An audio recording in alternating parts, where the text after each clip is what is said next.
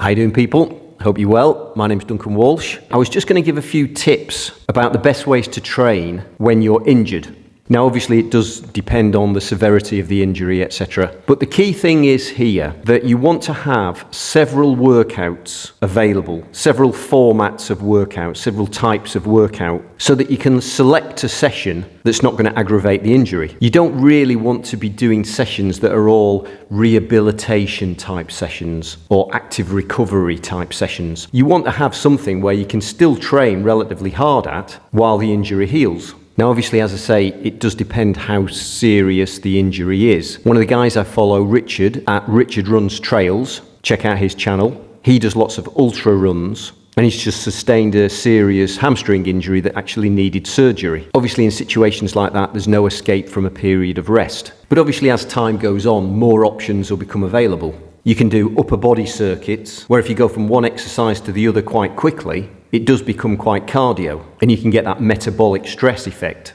Then when you can start to walk, that's the next level, because after a period of walking, it's likely that you'll be able to do shuffle type runs. But I think part of it is getting the mindset into accepting a period of patience with these things. So I'll just give you a few examples of the type of thing that I've done in the past. My training was often running and sprint type orientated stuff. So one of the muscles that were more susceptible to pulling were the calves. And I've had experience of going on a running machine, for example, and you're doing sprints or hill sprints on a running machine, and you suddenly feel a little bit of a tweak in your calf. So you stop. That is another key thing as well, to stop immediately as you sense the injury. Don't persist with it and be brave, a wounded soldier going on and on. Otherwise, you can make it a lot worse. But in that example, I've come off the running machine, gone straight onto the bike and done a full interval session on the bike with no repercussions from the calf, but the bike didn't impede it at all. After maybe 3 or 4 days, I'm usually able to do jumps of some sort, so maybe burpees, squat jumps, lunge jumps, star jumps. They usually use the hamstrings, quads, glutes a little more, and you can get away with a slightly niggly calf doing those. And if you can do those, then you can get a full-on intense session mixed up with press-ups and sit-ups. So you can really maintain a good level of fitness that way, especially if you're combining it with bike work. If I have a groin injury, I usually have a couple of rest days, then I'm usually fine to go running. Probably not every day, maybe every other day. Then after about a week, I'm usually fine to do step running. I'll focus on maybe 1 step at a time, quick feet. And then usually at about the 2-week point, it's pretty much fine then anyway.